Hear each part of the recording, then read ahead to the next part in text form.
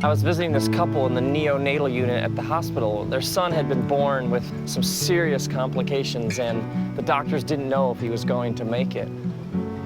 Now, the neonatal unit, it's these large rooms, and about every 10 feet are these clear plastic boxes, and in each one of them are these tiny babies. I mean, some of them are 3 and 4 pounds, and they're fighting for their lives. And I stood over the clear plastic box that had this couple's son in it, and he's got these tubes and wires coming out of his chest and his stomach and his mouth and his nose, and I prayed and I asked God to heal him.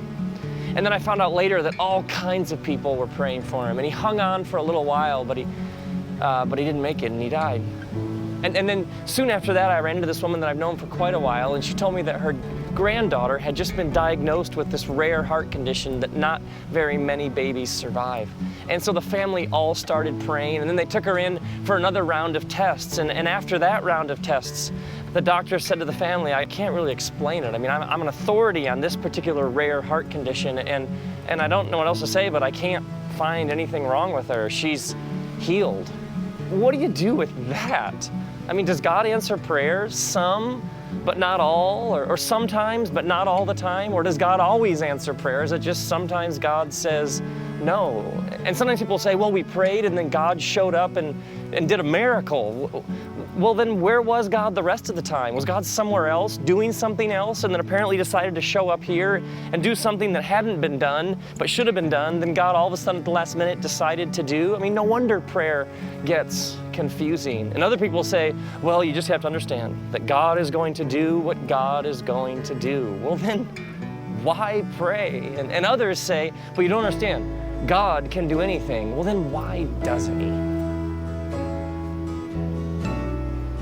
Now, the biblical accounts of Jesus' life tell us that on the night he was betrayed, he was in the garden with his disciples praying. And it's in the hours leading up to his arrest, and then he's going to be tried as a criminal, and then he's going to be executed. And he's feeling the full weight of what's about to happen to him because he knew it was headed this way. So he's enduring the suffering of his coming death, and he begins to pray, and he prays, Father, if it's possible, may this cup be taken from me. Yet not what I will, but your will. He essentially likens his death to a cup that he doesn't want to drink. I mean, who would? And then he prays a little while later, if it's not possible for this cup to be taken from me, then may it be done according to your will. So in the first prayer, he essentially says, is there some way out of this? I don't really want to go through this. Is there some other plan here? And then the second prayer is more like, well, I guess this is going to happen. Nothing I can do to stop it. So I'm up for whatever you have in mind.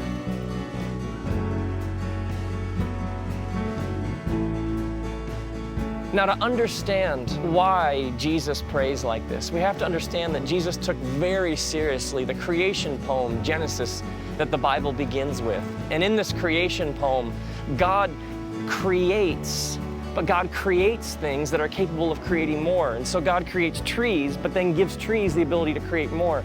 God creates animals and plants and fish, but then empowers them to create more. And then God creates people and gives them the ability to create more. So everything in creation is essentially unfinished. God leaves the world unfinished and invites people to take part in the ongoing creation of the world. Now, when you create, you always run the risk that what you've created won't turn out how you wanted it to. It may go a different direction. It may not be everything you intended it to be. It may veer off course, and it may break your heart. And so this creative energy, this divine creative energy that brought everything into existence, it takes great risk in creating, but at the same time, it works in a very specific way. It brings order out of chaos. So the Genesis creation poem says that it was wild and waste, chaos and void, and out of this, God began the endless process of bringing design and order and beauty. And so when Jesus prays, he's tapping into this divine creative energy that made everything.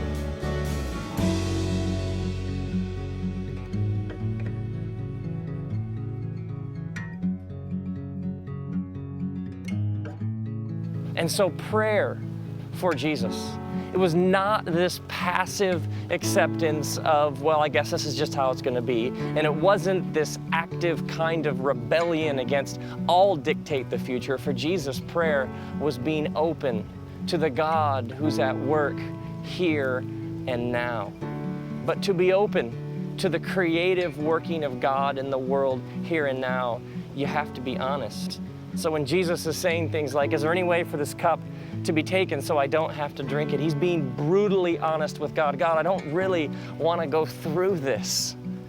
Like it says in the book of Psalms, chapter 13, where the writer says, God, how long will you forget me forever? How long will you hide your face from me? Jesus came from a long tradition of people who saw prayer as brutal honesty with God. Some people think that half of the Psalms were laments, people grieving and outpouring their anguish in times of great suffering and torment. People shaking their fist at God, challenging God, doubting with God, wrestling with God, questioning God. God can handle what you're thinking. God can handle how you're feeling. God can handle what you're saying. Prayer, if it's anything, is truth. It's being honest with your Maker. But for Jesus, it wasn't just honesty that's going on in the garden when he's praying to his Father.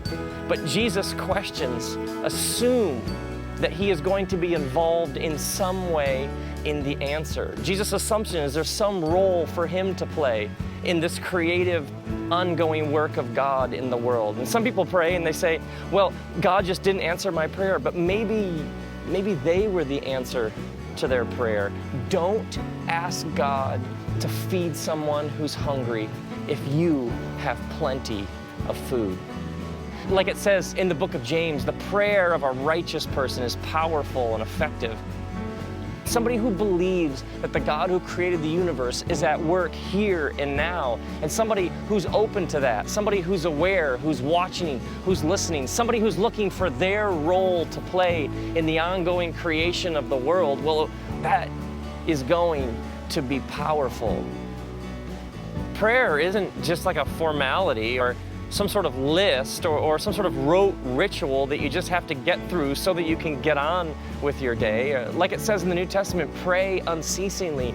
Prayer is your whole posture towards life. It's way more than just words. It's the whole way that you see everything going on around you. And so prayer is being still, it's meditating, it's reflecting, it's listening, it's waking up, and it's when you never stop asking the question, what is God up to right here, right now, and how can I be a part of it? God's desire is that the divine energy that made the world would flow between us and in the process draw us closer together. Prayer is tapping into the same energy that formed the universe. That's why people say that they can feel prayers. It's because we can. Praying connects us to the people and things we're praying for. Prayer enlarges our perspective. Praying gives us a bigger heart. Praying makes us feel things. Praying changes things, but prayer changes us. Praying makes us better people. So when people ask all sorts of questions, why didn't God do this? Why did God do this? Why did God show up then? Why did God make a miracle happen there? Why did God say yes to this prayer and no to this prayer? I don't know. Standing over that clear plastic box, watching that little boy fighting for his life, I don't know why some situations go one way and some situations go another, but I do know that you and I can be open to the new thing that's coming into being. Not my will, but yours be done.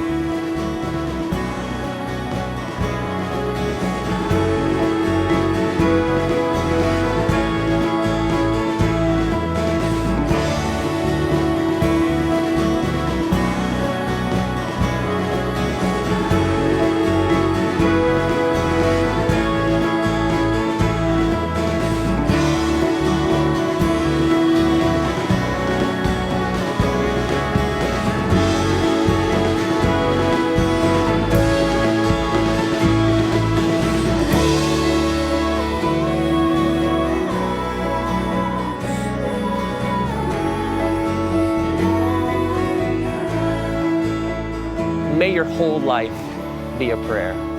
And may you be honest with God as you become more and more open to your role in the ongoing creation of the world.